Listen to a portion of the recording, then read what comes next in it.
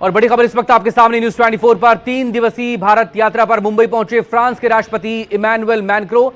मुंबई में आज मैक्रों की पीएम मोदी से मुलाकात होनी है। दिल्ली के एआई इंपैक्ट समिट में भी शामिल होंगे मैक्रों। राफेल डील और हैमर मिसाइल पर भी चर्चा होगी।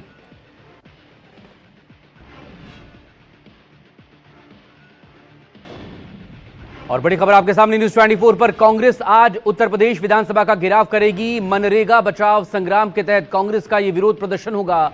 हिरासत में कांग्रेस के कई जिला अध्यक्ष। सुबह 11 बजे कांग्रेस नेता प्रदेश मुख्यालय पर जुटेंगे। इधर एआई वीडियो मामले में एक्शन हुआ है। प्रधानमंत्री और स्पीकर को लेकर जो सोशल मीडिया पर शेयर किया गया था कांग्रेस नेताओं की तरफ से, जयराम रमेश, पवन खेड़ा समेत 9 नेताओं को नोटिस भेजा गया है विशेषाधिकार हनन और कंटेम्प्ट ऑफ हाउस को लेकर। लोकसभा सचिवालय ने 3 दिनों में इन तमाम लोगों से जवाब भी मांगा है नोटिस जारी करते हुए। बड़ी खबर आपके सामने, लोकसभा सचिवालय ने 3 दिनों में जवाब मांगा है। प्रधानमंत्री और स्पीकर का एआई वीडियो जो शेयर किया गया था कांग्रेस नेताओं की तरफ से, जिनमें जयराम रमेश का नाम है, पवन खेड़ा का नाम है, कांग्रेस के और बाकी नेताओं ने इसे शेयर किया। इसी को लेकर विशेषाधिकार हनन को लेकर नोटिस यहां पर दिया गया है।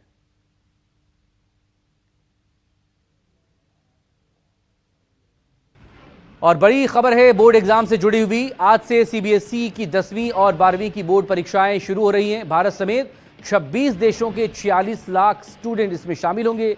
सुबह 10:30 बजे परीक्षा होनी है और 10 बजे तक सभी को एग्जामिनेशन सेंटर तक पहुंचना होगा। 10 बजे के बाद एंट्री नहीं दी जाएगी।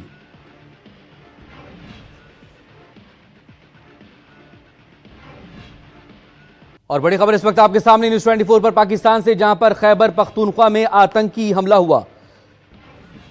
पाकिस्तानी आर्मी के 16 जवान और 4 नागरिकों की मौत की खबरें हैं। बाजौर के ममूंद सैन्य ठिकाने पर यह फिदायीन हमला। पाक आर्मी पोस्ट को निशाना बनाते हुए विस्फोटक लगी हुई गाड़ी को कैंप के अंदर घुसाने की कोशिश हुई और तभी यह धमाका हुआ है। सुसाइड अटैक है जिसमें पाकिस्तान आर्मी के 16 जवानों के साथ ही 4 नागरिकों की मौत की खबरें हैं। और इस पूरे धमाके के बाद की ये तस्वीरें आपके सामने न्यूज 24 पर। खबर छत्तीसगढ़ के दुर्ग से, जहां पर एक तरफा प्यार का खौफनाक अंजाम देखने को मिला। युवक ने शादीशुदा महिला पर जानलेवा हमला कर दिया। मंदिर से पूजा कर घर लौट रही एक शादीशुदा महिला पर एक युवक ने बेरहमी से हमला कर दिया। आरोपी योगेंद्र ने कटर से ताबड़तोड़ वार किए। पहले हाथ पर हमला किया, फिर पेट, छाती और बाजुओं पर ताबड़तोड़ वार करता चला गया। महिला की चीखें सुनकर आसपास मौजूद लोग दौड़े तो आरोपी योगेंद्र भाग निकला। लोगों ने महिला को हॉस्पिटल पहुंचाया। समय पर इलाज मिलने से महिला की जान बच गई, लेकिन घाव गंभीर है।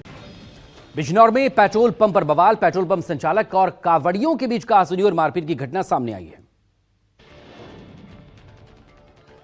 बवाल से जुड़ा जो वीडियो वायरल हो रहा है उसमें पेट्रोल पंप मालिक और कांवड़ियों के बीच कहासुनी से होते होते मामला हंगामा मारपीट तक पहुंच गया। पुलिस बीच बचाव करते नजर आती है। अब इस बवाल की वजह भी जान लीजिए। बताया जा रहा है कि पेट्रोल पंप के पास बड़ी संख्या में कांवड़िए रुकते हैं और कांवड़ रखकर आराम करते हैं। उन्होंने कांवड़ रखकर धूप बत्ती जला दी, जिससे रोका गया। बस इसी बात पर बवाल हो गया।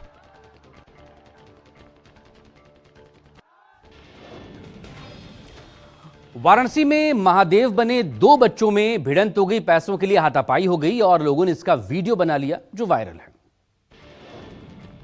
जो वीडियो सामने आया है उसमें 2 छोटे बच्चे महादेव के रूप में सजे हुए दिखाई दे रहे हैं, लेकिन दोनों के बीच किसी बात को लेकर तीखी बहस हो रही है जो जल्दी ही हाथापाई में बदल जाती है। झगड़े के दौरान बड़ा बच्चा छोटे पर हावी होता दिखाई देता है। इन दोनों के बीच में 5 रुपए के लेन देन को लेकर विवाद इतना बढ़ गया कि बात हाथापाई तक पहुंच गई। मौके पर मौजूद एक शख्स दोनों को शांत कराने की कोशिश भी करता है, लेकिन बच्चों ने उसकी बात पर ध्यान नहीं दिया और कुछ देर तक गुत्थम गुत्था जारी रही। बागपत से सामने आई सनसनीखेज वारदात। ईंटों से पीट कर फेरी वाले का कत्ल कर दिया गया। मृतक की पहचान शमशाद के रूप में हुई है। वो गांव-गांव फेरी लगाकर बर्तन बेचने का काम करता था।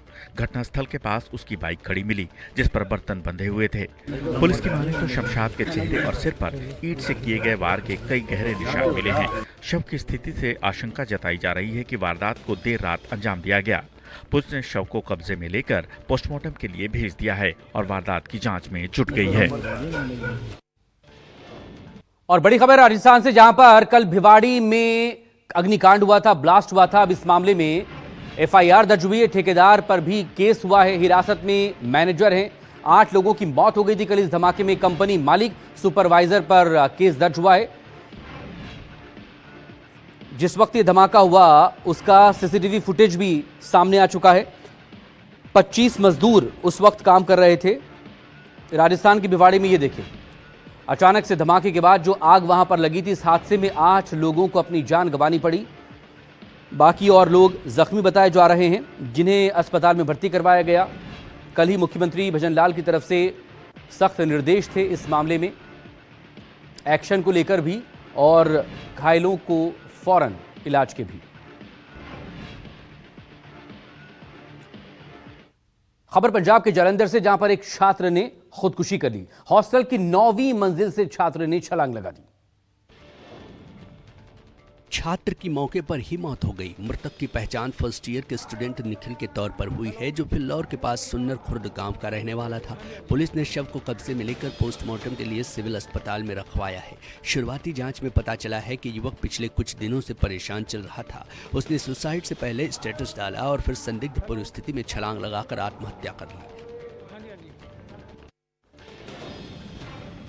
हरियाणा के हांसी से एक अजब गजब मामला सामने आया, जहां पर एक सब इंस्पेक्टर अपनी वर्दी का रौब दिखाता हुआ नजर आया। हांसी अनाज मंडी चौकी के इंचार्ज का तेवरबाज वीडियो सामने आया है। सब इंस्पेक्टर धर्मवीर सिंह, जिन पर वर्दी का ऐसा रौब चढ़ा कि वो किसी से नहीं डरते, पीएम से भी नहीं। पुलिस चेकिंग के दौरान इंस्पेक्टर साहब एक बैंक के सीनियर मैनेजर से तीखी बहस करते दिखे। मैनेजर ने बताया कि उसके पास सारे कागज हैं, तो चालान क्यों किया जा रहा है? फिर क्या था? एसआई साहब गुस्से में आ गए और बोला कि चालान तो करूंगा, चाहे तो पीएम से ही शिकायत कर दे। और इसके बाद 8,000 रुपए का चालान भी कर दिया। रील बनाने के शौक में युवा अपनी जान खतरे में डाल रहे हैं। भागलपुर से एक ऐसा ही वीडियो सामने आया। बाइक सवार रीलबाज युवक 4 लेन पर स्टंट करते नजर आ रहे हैं। एक युवक बाइक का अगला चक्का उठाकर स्टंट कर रहा है, तो दूसरा बाइक पर खड़े होकर रील बना रहा है। तेज रफ्तार बाइक को एक पहिए पर नचाते इन युवाओं को न तो अपनी जान की फिक्र है और न ही राहगीरों की। इनकी थोड़ी सी गलती पर दोनों की जान जा सकती है। सोशल मीडिया पर वीडियो वायरल होने के साथ ही प्रशासन भी एक्शन में आया और मामले की जाँच कर रहा है। लखनऊ के दुबग्गा में बंद मकान का ताला तोड़कर जेवर और नकदी की चोरी हुई। इलाके में दहशत। हिना कॉलोनी में सईद के बंद मकान में अज्ञात चोरों ने धावा बोला और ताला तोड़कर जेवर के साथ नकदी लेकर फरार हो गए। पीड़ित की माने तो पत्नी के साथ बेटे को लेने लखीमपुर खीरी ससुराल गए थे। इसी दौरान चोर मेन गेट का ताला तोड़कर घर में घुस गए और करीब 8 लाख रुपए के जेवरात के साथ ही 55,000 रुपए नकद पर हाथ साफ कर दिया। जानकारी मिलने पर पहुंची पुलिस और फॉरेंसिक टीम ने मौके से साक्ष्य जुटाए और आसपास लगे सीसीटीवी कैमरों की फुटेज खंगालकर जांच कर रही है। बड़ी खबर बांग्लादेश से, जहां पर आज प्रधानमंत्री पद की शपथ लेंगे तारिक रहमान। समारोह में भारत और पाकिस्तान समेत 13 देशों को न्योता दिया गया है। शामिल होने के लिए भारत की तरफ से लोकसभा अध्यक्ष ओम बिरला इस शपथ ग्रहण समारोह में शामिल होंगे। हाल ही में बांग्लादेश में विधानसभा चुनाव हुए हैं, बांग्लादेश में आम चुनाव हुए हैं, जिसमें तारिक रहमान की बीएनपी बांग्लादेश नेशनलिस्ट पार्टी ने 200 से ज्यादा सीटें जीती हैं। 212 सीटों के साथ सरकार बनाने जा रही हैं और आज पीएम पद की शपथ लेंगे। खबर बिहार के भागलपुर से, जहां पर रेलवे परिसर के शिव मंदिर में बारबालाओं ने डांस किया है। कार्यक्रम को लेकर विवाद गहराया है और जीआरपी पर भी सवाल उठे। सांस्कृतिक कार्यक्रम का आयोजन था, लेकिन महिला डांसर जमकर ठुमके लगाती नजर आई।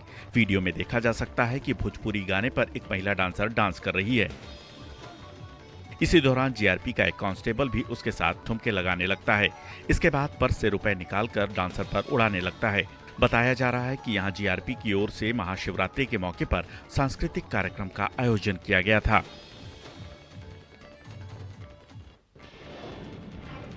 हरियाणा के फरीदाबाद में तेल गोदाम में भीषण आग लग गई। मौके पर हड़कंप मचा। आसमान में धुएं के गुबार और एक साथ आग बुझाने की कोशिश में जुटी 2 दर्जन फायर ब्रिगेड की गाड़ियां। अंदाजा लगाना मुश्किल नहीं कि आग कितनी भीषण लगी थी। मुजेशर इलाके में तेल के गोदाम में जब आग लगी तो हड़कंप मच गया। दर्जन भर से ज्यादा लोग आग की चपेट में आ गए और बुरी तरह से झुलस गए। उस वक्त वहां खड़ी 10 से ज्यादा गाड़ियां भी बुरी तरह से आग में जलकर खाक हो गई। बाइक, कार और जेसीबी मशीन समेत कई गाड़ियां आग की चपेट में आ गईं। इधर बाराबंकी के फतेहपुर में मधुमक्खियों का तांडव दिखाया, जहां पर बाज ने चोंच मारकर मधुमक्खियों को छेड़ा तो भगदड़ मच गई। मधुमक्खियों के छत्ते पर बाज के चोंच मारते ही मधुमक्खियों का झुंड आक्रामक हो गया। छात्रों, राहगीरों और स्थानीय लोगों पर जानलेवा हमला बोल दिया। घटना के बाद पूरे इलाके में भगदड़ जैसी स्थिति बन गई और लोग अपनी जान बचाने के लिए इधर उधर भागते नजर आए, अलग अलग हथकंडे अपनाते हुए नजर आए। इस भयावह घटना में 2 छात्रों समेत कुल 5 लोग गंभीर रूप से घायल हो गए, जिनकी हालत चिंताजनक बताई जा रही है। वाराणसी में 2 नावों की टक्कर के बाद गंगा में एक नाव समा गई। हादसे में बाल बाल बचे 5 लोग। तुलसी घाट से नाव पर सवार होकर कुछ लोग गंगा स्नान के लिए जा रहे थे। इस दौरान 2 नावों की टक्कर हो गई। तेज आवाज के साथ छोटी नाव गंगा में डूबने लगी और देखते ही देखते नाव गंगा में समा भी गई। मौके पर मौजूद स्थानीय नाविकों और एसडीआरएफ ने 5 पर्यटकों को गंगा से सुरक्षित निकाला, जबकि नाव पर मौजूद नाविक वहां से भाग गया। पुलिस अब फरार मोटरबोट चालक की तलाश कर रही है।